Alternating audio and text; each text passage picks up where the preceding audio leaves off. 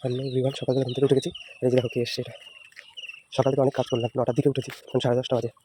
নিয়ে একটু অনেককে নিয়ে আসতে যাচ্ছে, কারেন্ট নেই। কালকে এত ঝড় বৃষ্টি হয়েছে, কারেন্ট নাই। এখন অনেককে নিয়ে আসতে হচ্ছে। একে নিয়ে বল হ্যালো, বল 9। যাই হোক, দেখতে থাকো। মাঠের দিকে আসলাম, আর কি হাওয়া মাঠের দিকে, প্রচণ্ড হাওয়া হচ্ছে। ক্ষীর দই আর মিষ্টি খাচ্ছি, যেটা আমার ক্ষীর দইটা খুব ফেভারিট। মেঘ করছে, চারিদিকে মেঘ।